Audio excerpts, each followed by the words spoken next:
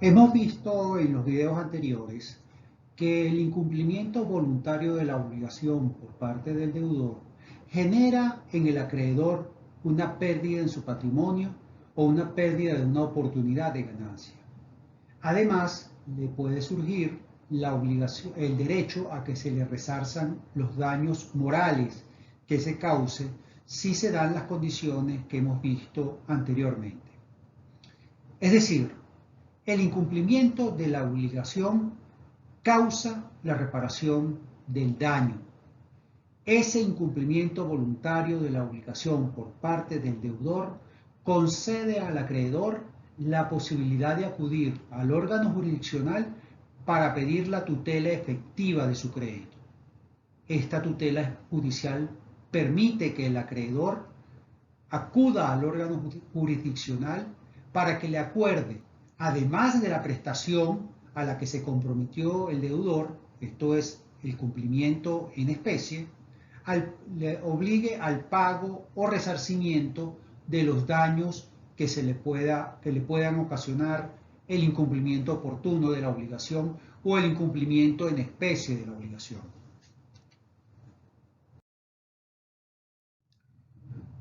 Un primer tema a tomar en consideración es si existe reparación en especie.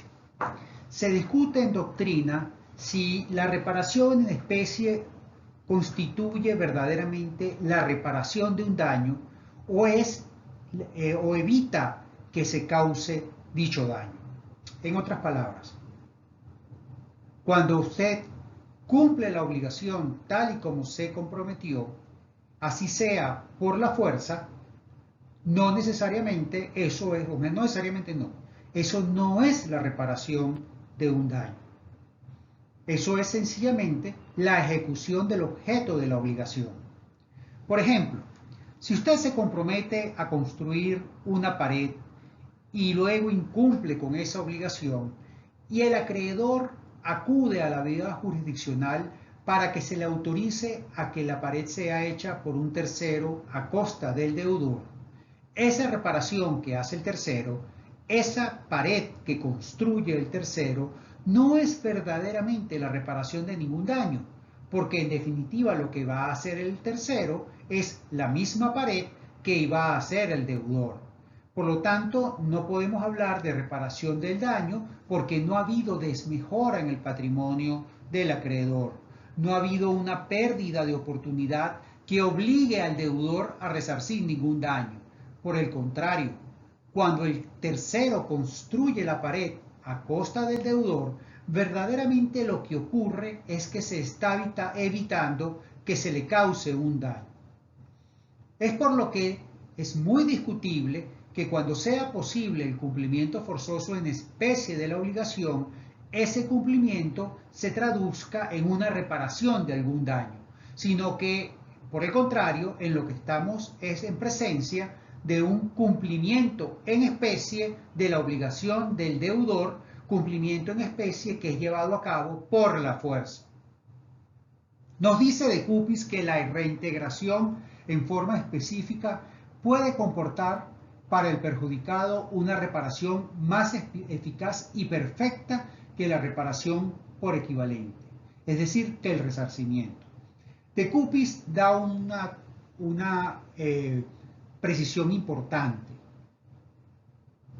Es más importante la reintegración o el cumplimiento en especie de la obligación que la reparación por equivalente, que el resarcimiento de daños y perjuicios, porque en definitiva al acreedor lo que le interesa es que le cumplan con su obligación, sobre todo en las obligaciones de hacer.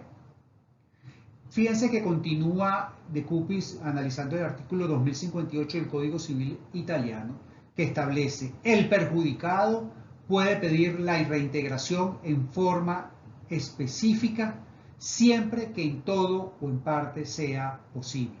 Eso es lo que señala el Código Civil y le permite al acreedor siempre pedir que se le reintegre en forma específica. Eso quiere decir que se le pague conforme fue pactado, que se le cumpla en especie. Nuestro código contempla en su artículo 1167, la posibilidad que tiene la parte perjudicada, esto es, el acreedor a quien se le incumplió la obligación, la posibilidad de reclamar o la ejecución forzosa del contrato o la resolución del mismo. En Venezuela, el acreedor a quien se le incumplió la obligación puede acudir a un tribunal y pedir que el contrato sea cumplido por la fuerza, cuando esto sea posible, por el deudor, o que el contrato se resuelva, con lo que no necesariamente estamos en presencia de una reparación de un daño. La ejecución significa que se cumpla con lo que se comprometió, que el deudor ejecute el objeto de la obligación, bien sea directamente o bien sea indirectamente, como lo vimos ya en su momento. Cuando hablamos de resolución, a lo que nos referimos es a la posibilidad jurídica de que el acreedor consiga que el negocio jurídico sea borrado, sea eliminado del mundo jurídico, como si nunca hubiera existido, debiendo cada una de las partes reintegrar las prestaciones que se hubieran cumplido para el momento de la resolución. Y en este caso, en el caso de la resolución, lo que le queda al acreedor es pedir que el juez acuerde la indemnización de daños y perjuicios, que se proceda a la reparación. Reparación que siempre es por equivalente, esto es, mediante el resarcimiento. Esto nos lleva a la reparación de daños por equivalente o el resarcimiento. El resarcimiento del daño constituye el objeto de una obligación nueva para el deudor. ¿Por qué es una obligación nueva? Porque el objeto inicial no se cumplió y él tiene que cumplir un objeto distinto, que es el pago de unos daños y perjuicios. Nos explica De Cupis que con el resarcimiento se reintegra el interés vulnerado del acreedor. ¿Cómo? Mediante una subrogación pecuniaria. La obligación o el objeto de la obligación que tenía el deudor es cambiada por una obligación nueva, con un objeto nuevo, que es el pago de una cantidad de dinero.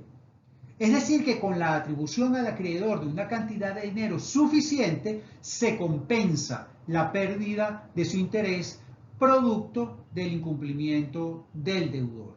El daño como tal no se borra, el incumplimiento como tal no deja de existir, sino que lo que se crea es una situación económica equivalente a la contenida en la obligación.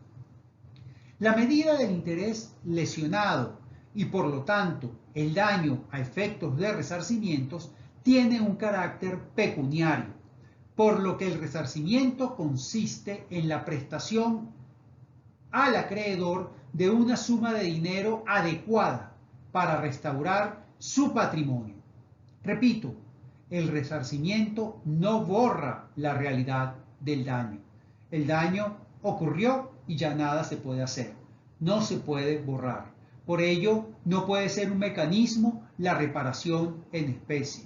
¿Por qué? Porque el objetivo del resarcimiento es restituir el mismo interés con un valor económico equivalente, pero sin que consista en la ejecución del objeto inicial de la obligación. Los principios que rigen la reparación son, en primer lugar, el carácter integral del resarcimiento. El resarcimiento debe ser integral y debe ser exactamente ajustado a la magnitud del daño. La medida del resarcimiento es proporcional al perjuicio ocasionado al acreedor. La suma del resarcimiento debe ser suficiente para compensar la medida del interés lesionado por el incumplimiento del deudor. Por lo que la reparación no tiene un objeto de enriquecer al acreedor, sino lo que busca es reparar el daño, colocarlo en la misma situación patrimonial o en una situación patrimonial similar. Cabe aclarar que la medida del resarcimiento no necesariamente coincide con el valor de la prestación incumplida, pues desde el punto de vista de comparación no es la prestación originaria la que se está ejecutando, sino la magnitud del daño que deriva del incumplimiento. Recordemos que en materia de pagos existe un principio cardinal. Este principio cardinal es que el deudor debe pagar la totalidad, debe pagar íntegramente lo que se comprometió. El acreedor no puede verse obligado a recibir una cantidad menor o una prestación menor a la que el deudor se comprometió con él. Por ello, si el pago debe ser íntegro, más aún lo debe ser la indemnización en caso de un incumplimiento voluntario por parte del deudor. En segundo lugar, la extensión de la reparación depende de la naturaleza y la extensión del daño causado, no de la gravedad ni siquiera del grado de culpa del deudor. El daño es uno y no puede extenderse en función del grado de culpa.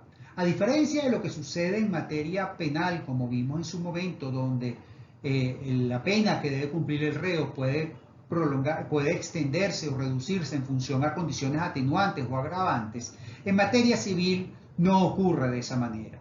La medida del resarcimiento no debe ser mayor ni menor en función a la culpa de la gente. Sencillamente el resarcimiento debe equipararse al daño. Por excepción, la culpa grave o el dolo puede llevar a responder por daños imprevisibles en el caso de responsabilidad civil contractual. Ahora, es importante recordar que el nivel de culpa solo es relevante a la hora de estimación del daño moral conforme a las sentencias que ya hemos comentado y que se encuentran en la clase, en el Classroom. En tercer lugar, la situación personal del deudor es irrelevante. Poco importa que estemos en presencia de un deudor rico o un deudor pobre. Poco importa la situación patrimonial del responsable civil. Esto en nada influye en el quantum de la reparación. El deudor responde solo en la medida de la entidad del daño. De nuevo, esto salvo el caso del daño moral, que como vimos queda a la libre y soberana estimación del juez y sí depende en cierta medida su estimación como uno de los elementos que debe tomar el juez a la hora de su cuantificación en las posibilidades económicas del deudor. ¿Por qué? Porque hemos dicho que la reparación de un daño no puede originar, en el caso del daño moral, la reparación del daño moral no puede originar una quiebra para el deudor. En cuarto lugar, el daño y su extensión deben ser demostrados por el acreedor. Corresponde al acreedor alegar en su libelo la extensión y los tipos de daños que sufrió y después en la etapa probatoria demostrar por todos los medios legales permitidos no solo que el daño efectivamente ocurrió, sino la extensión del mismo. Recordemos, sin embargo, que la jurisprudencia sí ha hecho una distinción relativa al daño moral según estemos hablando de una persona humana o de una persona jurídica o de un ente moral. ¿Por qué? Porque el daño o la medida del dolor no tiene que ser demostrada. El juez puede perfectamente arribar a esa conclusión sin necesidad que haya algún medio probatorio por parte del acreedor. Por ejemplo, una madre que reclama por la muerte accidental de su hijo no tiene que demostrarle al juez el sufrimiento que tiene porque su hijo falleció en el accidente por culpa de un conductor en estado de ebriedad o por un conductor negligente o por un conductor sencillamente que sufrió un accidente mecánico en su carro y perdió los frenos y atropelló a su hijo. No tiene esta persona que demostrar el dolor. Ese dolor no se demuestra. El juez sencillamente lo estima en función a las reglas que vimos anteriormente. Ahora, Lo que sí está claro es que el juez no puede acordar un resarcimiento en materia civil que vaya más allá de lo demandado, salvo en el caso del daño moral, donde él puede perfectamente establecer, estimar la extensión de reparación del daño. En el resto de los daños civiles no puede el juez sustituir, suplantar lo que ha debido señalar el actor en su libelo. ¿Y esto por qué? Porque si se le permitiera esto al juez, sencillamente estaríamos en presencia de un estado de indefensión para el deudor demandado, pues no puede ser condenado si no se le ha permitido defenderse de los hechos que le han sido estimados y señalados en el libelo de demanda. Sin embargo, hay situaciones en las que el legislador exime a la víctima de la necesidad de demostrar el daño o de demostrar su cuantía. También es posible que el legislador ya haya predeterminado, ya haya tasado la cuantía máxima del daño o establece una cantidad que solo puede ser fija, que puede ser reclamada. De forma tal que hay casos en los que la víctima no puede pedir que se le repare por una cantidad superior a la fijada por el legislador. ¿Cuáles son estos casos que la ley exime a la víctima de demostrar el daño o su cuantía? Es decir, ¿cuáles son aquellos casos en los que el acreedor no tiene carga de probar ni el daño ni su cuantía? Bueno, en primer caso tenemos las situaciones en las que la víctima queda exonerada de demostrar el daño y su cuantía porque se trata de sumas de dinero.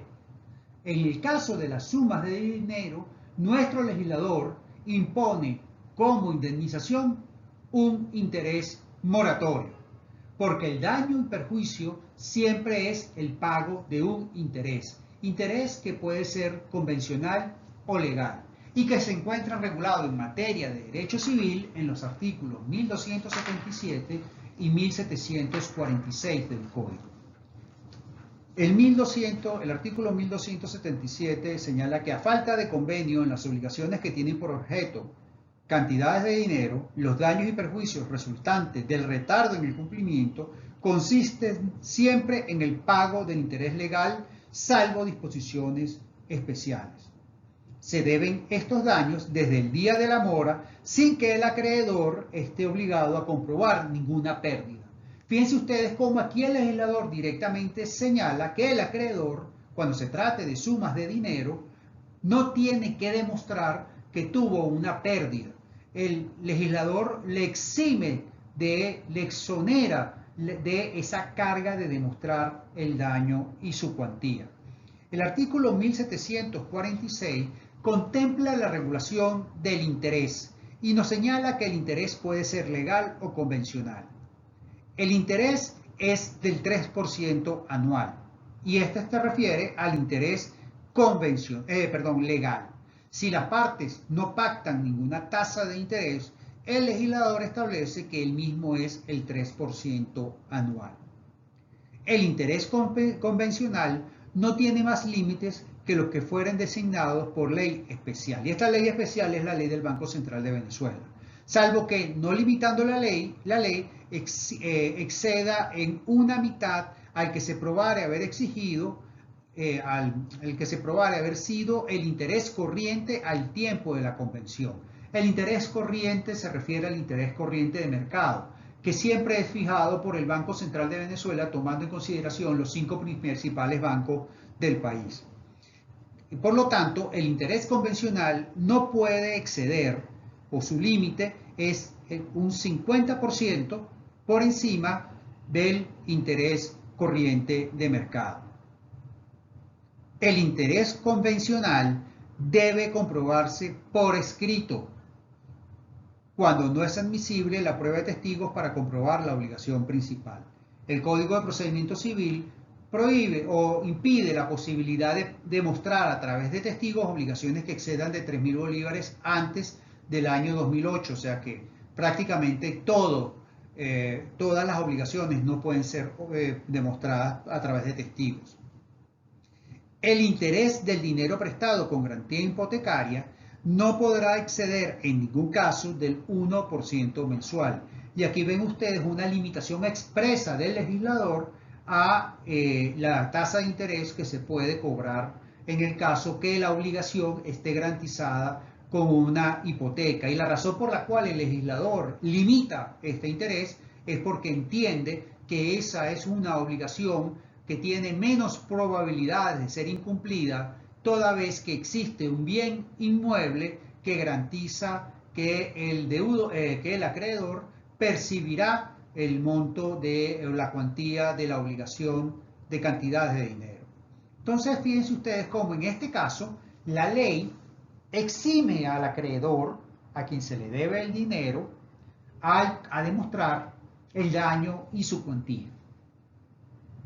En segundo lugar, tenemos casos en los que un daño ya el legislador le atribuye una determinada reparación. Existen disposiciones diversas en las que el legislador establece el monto de la indemnización que recibirá la víctima.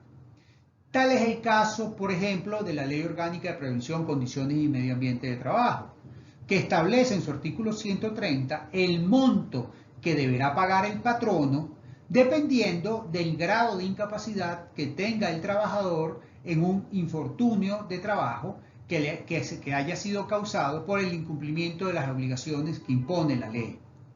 Asimismo, en materia de aeronáutica civil, de aviación civil, la ley de aviación civil dispone un monto fijo en caso de muerte o incapacidad temporal y permanente de un pasajero con ocasión a un accidente aéreo. En estos casos, ven ustedes cómo ya el legislador tasa de una manera precisa cuál es el monto de la reparación. No puede ser más, no puede ser menos. Es un monto determinado. Y además, existen, en tercer lugar, casos en los que el legislador fija un límite máximo o una banda dentro del cual se puede condenar al pago de indemnizaciones por daños producto de un incumplimiento culposo de una obligación. Bueno, más que en el caso de un incumplimiento culposo, normalmente el legislador establece una reparación como límite máximo o una banda de reparación en los casos de leyes que contemplen responsabilidades objetivas. Recuerden ustedes que en el caso de la responsabilidad objetiva, poco importa la culpa o no del agente del daño. En las responsabilidades objetivas ya no se ve si el deudor actuó culposamente o no, sino sencillamente observa que si se causa un daño, tiene que repararse. Y justamente el legislador, como contrapeso, como intercambio a la exoneración de demostrar el daño, como contraprestación a la obligación de tener que demostrar la culpa, obliga al deudor a pagar una suma fija, una suma determinada. Me explico mejor. En las responsabilidades objetivas, el acreedor tiene la ventaja que no tiene que probar la culpa del deudor, sino que ocurrido el hecho ya le nace de por sí el derecho a ser indemnizado. Pues bien, para el deudor, que en cierta manera se ve indefenso, ¿por qué? Porque no puede liberarse de su responsabilidad, se le da como contrapeso la posibilidad de liberarse pagando la suma que establece directamente la ley. Ya no entramos en discusión sobre cuál es la extensión del daño, ni entramos en discusión si hubo o no hubo culpa. Directamente el legislador establece cuál es el límite máximo que va a pagar el deudor en caso de la ocurrencia de ese daño. La víctima no puede pretender una reparación mayor de la establecida en la ley.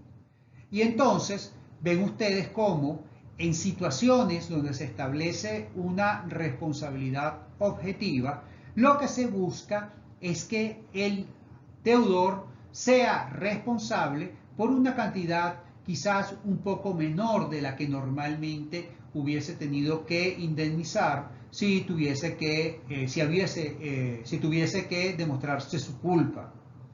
Esto normalmente sucede en actividades altamente riesgosas. ¿Por qué?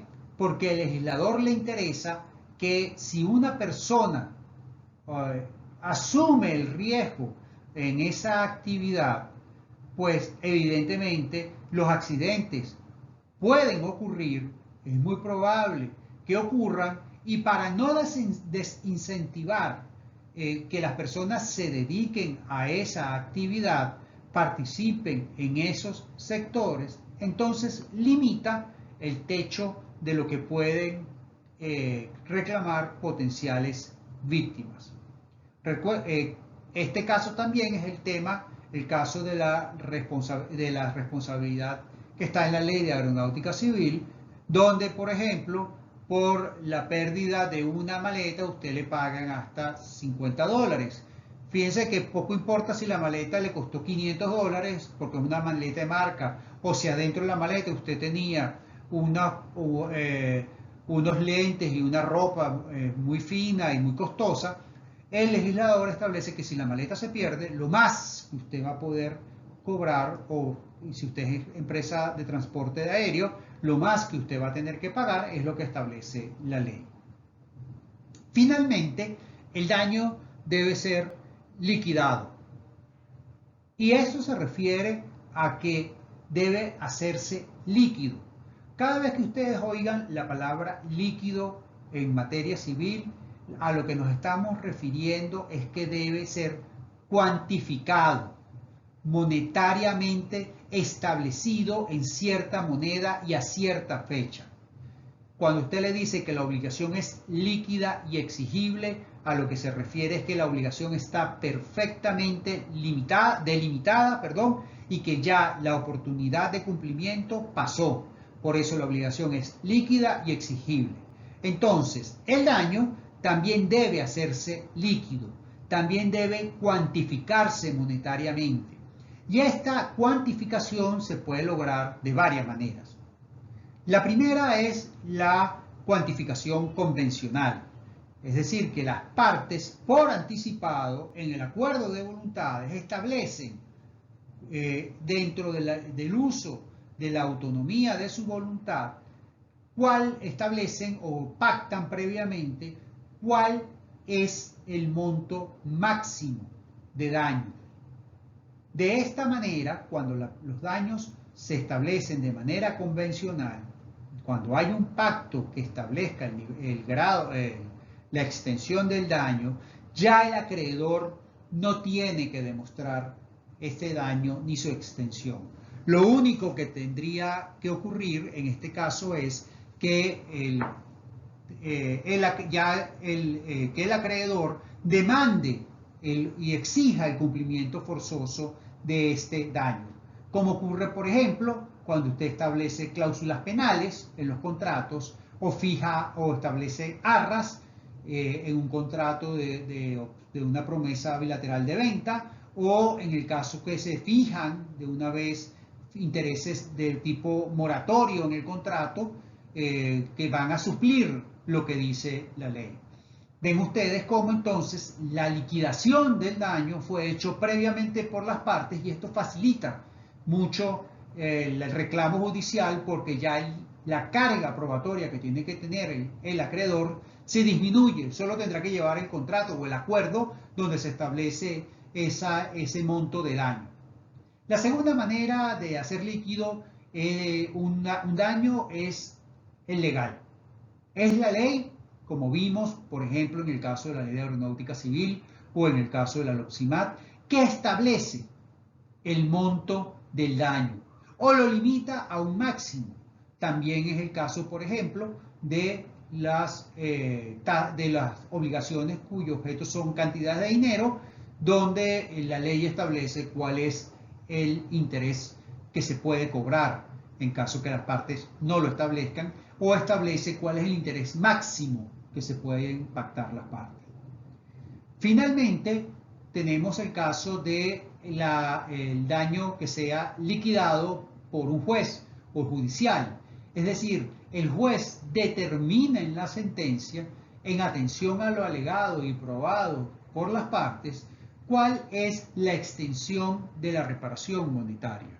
Es el juez quien en su sentencia establece la extensión del daño y para ello, conforme vimos, además del caso de los daños civiles, de los daños patrimoniales, tenemos el caso del daño moral donde el juez es absolutamente soberano, pero tiene que justificar en su sentencia los parámetros que utilizó para poder establecer ese daño de forma tal que cualquier superior pueda regular, revisar la legalidad del fallo.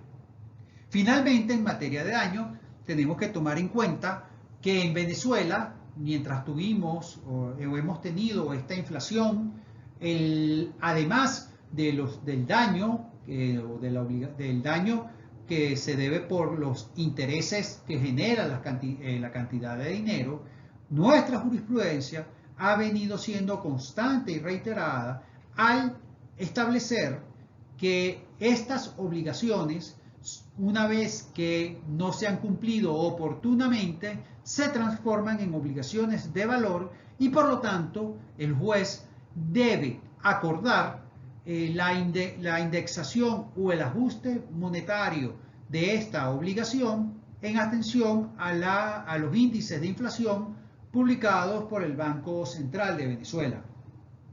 En este caso, además del daño, lo que hace el juez es ajustar la cantidad monetaria para restablecer patrimonialmente al acreedor que no recibió el pago oportunamente por la pérdida del valor adquisitivo de la moneda. Esto también constituye una consecuencia del incumplimiento voluntario de la obligación por parte del deudor.